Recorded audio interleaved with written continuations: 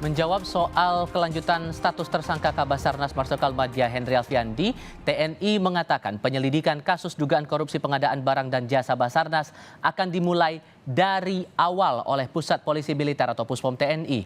Dalam konfirmasi via sambungan telepon, Kepala Pusat Penerangan TNI Laksamana Muda Julius Wijoyono mengatakan proses penyelidikan kasus tetap menjunjung asas praduga tak bersalah kepada setiap pihak yang diperiksa. Beberapa kali Julius menegaskan semua pihak harus mematuhi aturan dan prosedur hukum yang berlaku. Sebelumnya, Komisi Pemberantasan Korupsi mengaku khilaf atas penanganan kasus Henry karena penetapan tersangkanya tidak dikoordinasikan dengan Puspom TNI.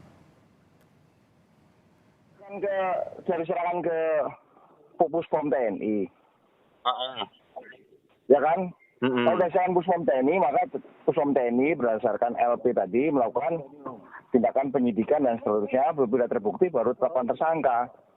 Yang disebutkan dengan melanggar hukum, melanggar hukum, itu adalah tadi belum ada proses seperti itu, kok tiba-tiba ditentukan tersangka.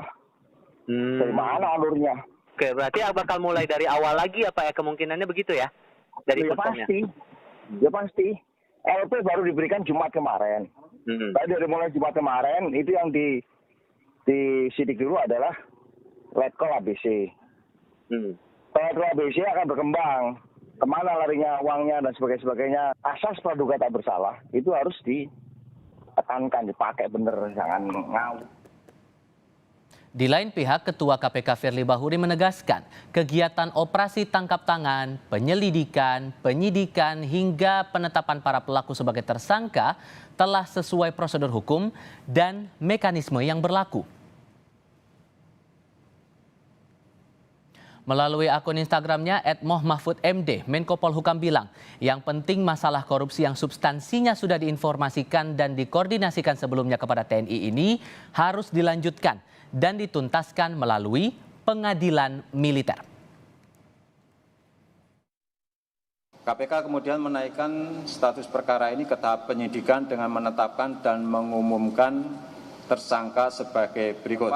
HA, Kabasarnas RI periode 2021 sampai dengan 2023, dan yang kelima ABC, Korsmin Kabasarnas RI. Buntut dari penetapan Kabasarnas sebagai tersangka, rombongan Puspom TNI Jumat siang mendatangi gedung KPK untuk berkoordinasi dengan pimpinan KPK terkait penetapan tersangka terhadap Kepala Basarnas Marsdia Henry Alfiandi dan Letkol Afri Budi Cahyanto.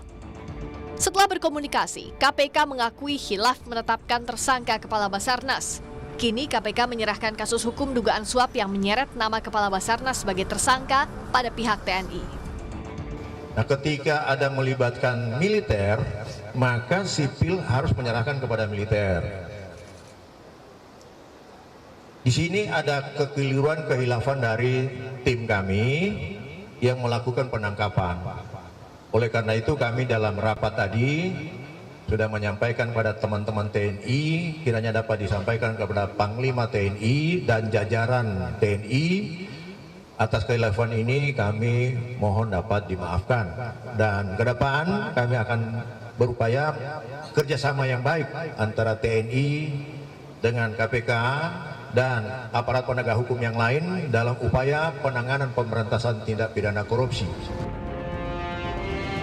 Sebelumnya, Komandan Pusat Polisi Militer dan Puspom TNI Marsikal Muda Agung Handoko menegaskan langkah KPK menetapkan Kabasarnas Marsdia Henry Alfiandi sebagai tersangka menyalahi aturan. Dan yang berhak menentukan status tersangka personel militer adalah penyidik Puspom TNI. Menurut kami, apa yang dilakukan oleh KPK untuk penetapan personel militer sebagai tersangka menyalahi ketentuan.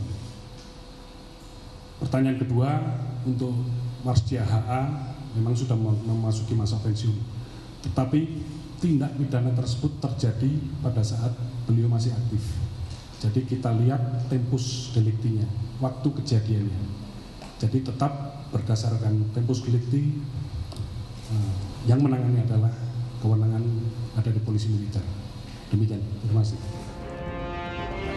Peneliti Pusat Kajian Anti Korupsi UGM Zainur Rohman mengkritisi KPK perlu bangun komunikasi kerjasama dengan POM TNI karena ada sipil dan militer terlibat dalam kasus itu, serta perlu dibentuk tim penyidik dan pengadilan koneksitas. Iya, tentu ini KPK perlu untuk membangun komunikasi dan kerjasama dengan baik, khususnya dengan POM TNI. Kenapa? Karena ada pelaku dari kalangan sipil dan ada pelaku dari kalangan militer. Dalam hal ada penyertaan seperti ini, artinya tindak pidana dilakukan bersama-sama antara sipil dan militer, perlu dibentuk tim penyidik koneksitas, dan peradilannya pun harus peradilan koneksitas.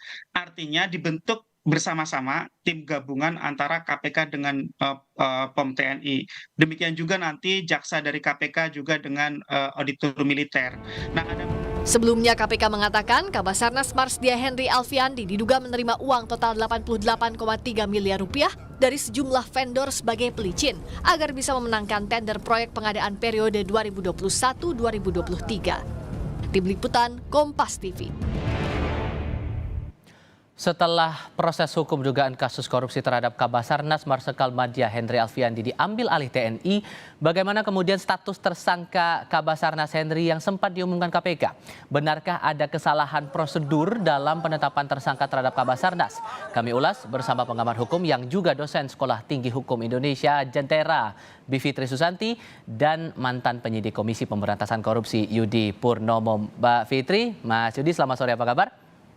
Selamat sore, alhamdulillah baik. Terima kasih semuanya sudah bergabung. Mbak Fitri, satu pertanyaan sederhana. Jadi kalau menurut Anda, ada salah prosedurkah di sini? Sebenarnya dasarnya sih tidak ya, karena kita harus ingat ada pasal 42 tuh, Undang-Undang KPK, yang intinya bilang bahwa KPK mengkoordinasikan dan mengendalikan penyelidikan, penyidikan, dan penuntutan tindak pidana korupsi yang dilakukan bersama-sama oleh orang yang tunduk pada peradilan militer dan peradilan umum. Jadi intinya kan tindak pidananya itu tindak pidana dalam konteks peradilan umum. Siapa saja bisa melakukan. Nah memang soalnya adalah kita itu masih punya peradilan militer. Ini memang anomali, unik, dan ini adalah sisa atau kalau boleh saya sebut beban sejarah. Kita masih punya peradilan militer sehingga kalau pelakunya ada yang anggota TNI, maka memang biasanya akan dibentuk yang tadi sudah disebutkan oleh peneliti Pukat, namanya kalau ada penyertaan begitu ya, itu namanya ada tim koneksitas. Jadi ada sipilnya, ada militernya. Nah tapi karena tindak pidananya tindak pidana korupsi, ini kan bukan nggak ada urusan dengan militer.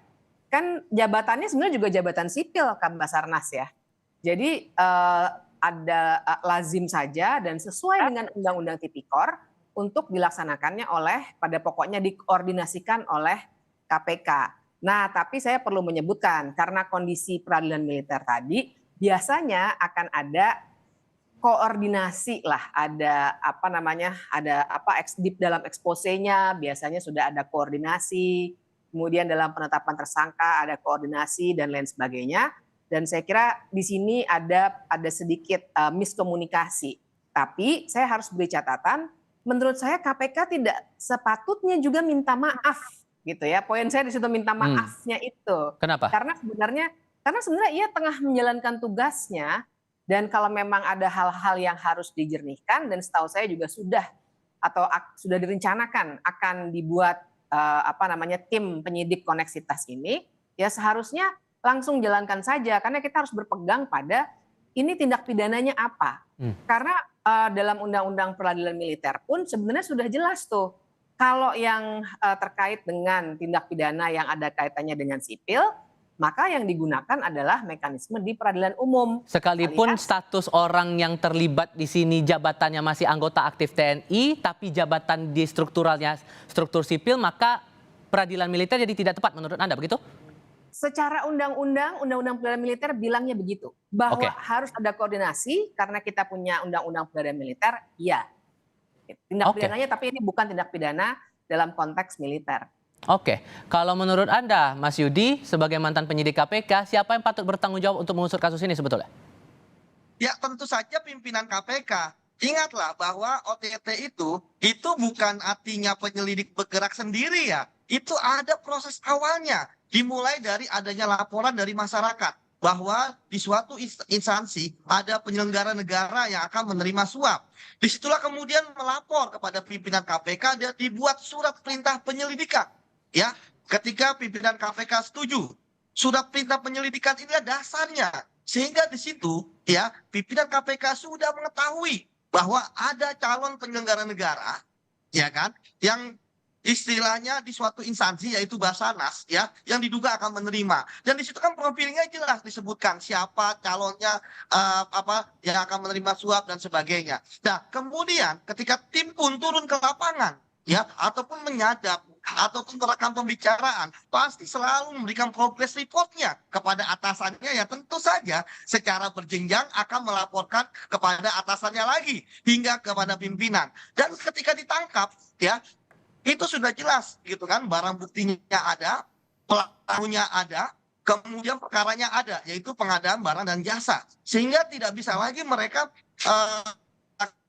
tidak tahu gitu kan ini ada kekhilafan, karena begitu ditangkap ya siksa ya dalam proses penyelidikan ya ketika OTT, maka akan langsung dilaporkan dalam bentuk gelar perkara kepada pimpinan. Di situ semua disampaikan apa barang buktinya, berapa miliar uangnya, ya siapa saja yang terlibat, siapa saja yang menjadi saksi, ya yang kemudian dokumen-dokumen apa yang didapatkan, yang akhirnya nanti di forum ekspos itu yang hadir adalah penyelidik, penyidik, penuntut, ya kemudian ada direkturnya, ya direktur penyelidikan, penyidikan, penuntutan, deputi penindakan, dan ada pimpinan. Itu ahli hukum semua. Dan di situ ya ada perdebatan biasanya yang form di situ ya ketika statusnya naik ke penyidikan maka akan ditemukan siapa itu akan ada tersangkanya seperti itu. Jadi kalau saya melihat tidak ada yang salah gitu kan. Ingat loh, ada dua hal yang penting di sini, yaitu masalah formil, oke, ada perdebatan. Itu bisa kita ini kan lah. Tapi ingat yang paling penting adalah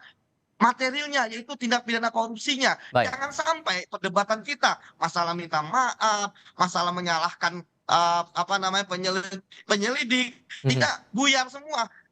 Ingat, KPK sudah menetapkan pemberi. Baik. Ya kan, setiap penerimanya aja, tidak mungkin kejahatan suap menyuap, ada pemberi tidak ada penerima. Baik. Seperti itu. Oke. Dari pihak TNI sudah datang kemarin ke KPK meminta konfirmasi audiensi, sampai pada akhirnya terakhir saya menerima kabar dari pihak TNI, dari Kapuspen TNI langsung bahwa proses penyelidikannya Mbak Fitri akan ditangani Puspom dari awal. Jadi akan proses penyelidikan dari awal. Jadi menurut Anda bagaimana itu kemudian? Setelah sebelumnya KPK sudah menetapkan tersangka Kabasarnas. Ya, saya kira ini patut disayangkan ya. Ada dua hal nih Mas yang perlu kita bongkar. Yang pertama itu asumsi publik barangkali ya, makanya pemirsa semua harus dijernihkan dulu nih. Yang namanya OTT itu bukan yang nggak sengaja terus nangkep orang. OTT itu seperti dijelaskan oleh Mas Yudi barusan, itu prosesnya panjang. Jadi pimpinan itu nggak mungkin nggak tahu bahwa ada seorang yang punya keanggotaan militer itu akan di OTT gitu ya. Dan kemudian juga yang harus diketahui dari diskusi yang sudah kami lakukan dalam beberapa forum tertutup, sebenarnya juga sudah ada koordinasi dengan pihak TNI. Nah, tapi ada sedikit miskomunikasi kemudian yang terjadi. Nah, kemudian yang kedua, kita juga harus jernihkan di kepala kita bahwa tidak boleh ada pihak-pihak atau kelompok di NKRI ini yang kebal hukum. Ya, artinya betul bahwa dia anggota TNI harus ada prosedur tersendiri, tapi bukan berarti ia jadi tidak boleh disentuh oleh aparat penegak hukum biasa.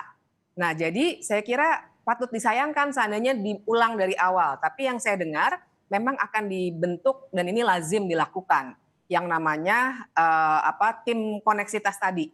Jadi akan ada tukar menukar barangkali ya alat bukti dan bangunan kasusnya dan lain sebagainya. Sehingga kalau dikatakan dari awal, saya kira tidak akan betul-betul dari nol, tapi seperti saya katakan tadi, sesungguhnya TNI juga bukannya belum tahu sama sekali tuh kalau dari diskusi yang sudah kami lakukan. Karena OTT itu tidak tiba-tiba nangkep orang begitu ya, tidak seperti itu. Pasti ada prosedur pendahuluannya. Oke, jadi jawaban singkatnya untuk pertanyaan saya ini Mbak Fitri, untuk penetapan tersangka oleh KPK ini tidak bisa langsung digugurkan ya? Singkat saja, iya atau tidak? penetapan tersangka oleh KPK. Saya kira dalam konteks kesalahan prosedur bisa ada tindakan hukum yang dilakukan. Baik, oke. Mas Yudi, dengan polemik ini, mungkin Anda mendapatkan informasi juga dari teman-teman penyidik yang masih berada di KPK. Apa respon dari teman-teman penyidik soal ini? Ya tentu kan sedang ramai ya informasi misalnya direktur penyidikan gitu kan sekaligus PLT Deputi Tindakan kan diinformasikan mundur gitu ya. Tapi bagi saya berharap bahwa isu itu tidak benar. Ya, informasi itu tidak benar. Saya berharap bahwa Kang Asep gitu kan sebagai Direktur Penyidikan dan PLT Deputi Penindakan masih tetap di KPK. Kita harus kawal pemberantasan korupsi. Kan kasus bukan hanya ini saja. Banyak kasus-kasus yang lain. Toh sekarang kan kita melihat dari pihak TNI pun juga mengatakan serius untuk melakukan penegakan hukum ya terhadap kasus korupsi yang dilakukan oleh anggotanya. Dan tadi benar dikatakan oleh Mbak Bipip ya bahwa ini sudah tidak mulai dari nol. Ingat loh, rekaman pembicaraan penyadapannya ada, barang bukti uangnya ada, keterangan saksi-saksi yang memberikan ada, gitu kan? Nah, jadi istilahnya sekarang yang harus dilakukan bahwa pegawai KPK ya walaupun kemarin disalahkan oleh pimpinan KPK, mereka sekarang harus gitu kan, moralnya nggak boleh runtuh ya, bahwa mereka bisa melihat ya bagaimana ciri pimpinan sekarang seperti itu. Oleh karena itulah maka saya mengatakan bahwa karena pimpinan sekarang suka menyalahkan pegawai, makanya pegawai harus juga mawas diri bahwa mereka harus tegak lurus dengan aturan, mereka tidak boleh salah, mereka tidak boleh menyimpang dan lain sebagainya. Intinya saya minta nggak ada lah pegawai KPK yang mundur gara-gara kasus ini, seperti itu. Baik, Mas Yudi Purnomo terima kasih, Mbak Bivitri Susanti juga terima kasih sudah berdiskusi bersama kami. Selamat sore semuanya.